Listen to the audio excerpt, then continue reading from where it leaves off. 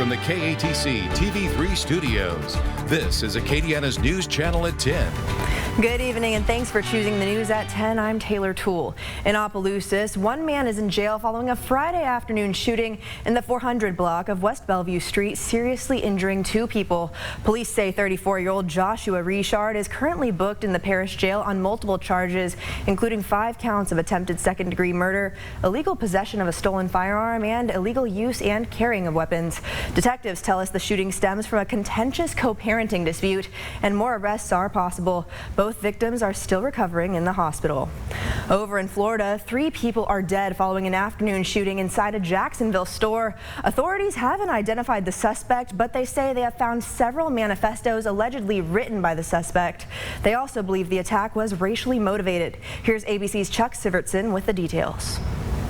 A massive police response in Jacksonville, Florida, as a gunman opened fire inside a Dollar General store. Jacksonville has suffered the loss of 3 precious lives at the hands of an active shooter. Police are not identifying the shooter, but say he's a white male in his 20s and lived in neighboring Clay County. They say he entered the dollar store with an AR-style rifle and a handgun. He then allegedly shot and killed 3 people before turning the gun on himself. All 3 victims were black, 2 men and 1 woman. They also have not yet been identified. Authorities say the alleged shooter texted his father early Saturday afternoon telling him to check his computer. His family then called the Clay County Sheriff's Office after finding writings allegedly by the suspect. Portions of these manifestos detail the shooter's disgusting ideology of hate. Plainly put, this shooting was racially motivated and he hated black people. Jacksonville's mayor visited the scene shortly after the shooting. I'm heartbroken, obviously. This is a community that has suffered. We must do everything that we can to dissuade this type of hate. The community coming together Saturday afternoon to pray for the victims. The people in this community, they're hurting, and they have every right to. This makes no sense. I am very, very angry right now. You know, we got kids in this community seeing all of this, and this is unnecessary. The FBI says it is investigating the incident as a hate crime. Hate crimes are always and will always remain a top priority for the FBI because they are not only attack on a victim, they are also meant to threaten and intimidate an entire community. Chuck Sivertson, ABC News, New York. Here's Bradley's 24-hour forecast.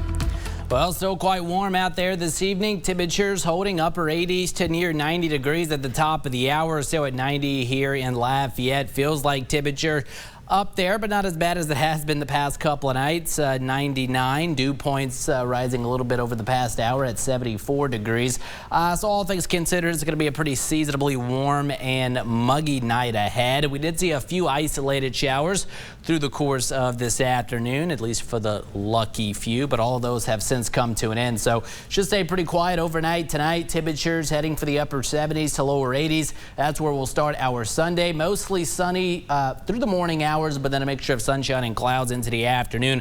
107 the projected high. If we hit that, that would tie the all-time record, at least here in Lafayette. Heat indices 110 to 117.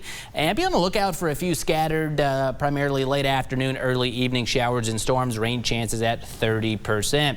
Slightly better rain chances late Monday, early Tuesday with a cool front and then some lower humidity to follow. We'll talk about that.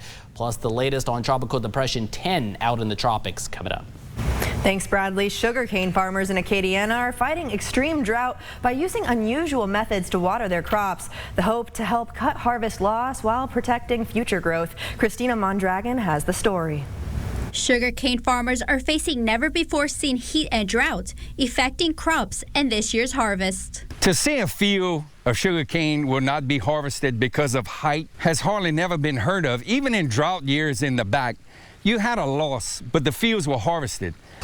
It's so bad right now. Jim Domain and his brother Earl run a 6,000-acre sugarcane farm from Henry to Lafayette. The farm was started in 1918 by their great-grandfather. This year will be Domain's 37th crop, but the drought is calling for other methods to be used. Sugarcane irrigation is not anything new in the Buckeye area. They've been doing it for years. But down south, we are so fortunate we usually catch showers coming off of the bay. And that has not happened this year. I mean, it is relentless. This year, the farm will have to rely on deep water wells, some from the 1940s, to water their cane fields to help save the crop. We only have a minute amount of acres that can be irrigated. But say on 6,000 acres, if we can irrigate in between 800 and 1,000, we'd be lucky.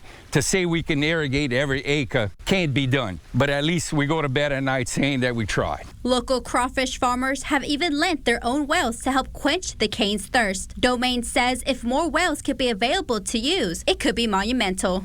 And we're actually irrigating some cane right now from his crawfish well, which was I can't say how nice of a gesture that was. Until the drought is over, sugarcane farmers tell me they hope for a steady rainfall to help save their harvest. In Erath, Christina Mondragon, KATC TV3. Now, with these dry conditions, the statewide burn ban now forbids all agricultural burning as well. The exemption was removed by the state Friday, citing the unprecedented fire danger. Violation of the burn ban could result in criminal or civil penalties. And the Evangeline Parish Sheriff's Office is reminding residents that they will be enforcing the statewide burn ban. Evangeline Parish falls under the extreme category, meaning fire potential is very high. Deputies say they will be very watchful of any violations and will issue citations if necessary. The fine is $250. The Sheriff's Office is also accepting donations for Beauregard Parish firefighters. Those interested can bring donations to the address listed there on your screen. Donations are also being accepted through next Wednesday. Now, deputies are looking to collect water, pop-up canopy tents, and a high-velocity fan. Staying in Evangeline Parish, Turkey Creek Water System is asking customers to conserve water during this drought. Customers with even home addresses are asked to only water lawns and gardens on Mondays, Wednesdays, and Fridays, while odd home addresses are asked to water on Tuesdays, Thursdays, and Saturdays. The schedule is being enforced until weather conditions improve.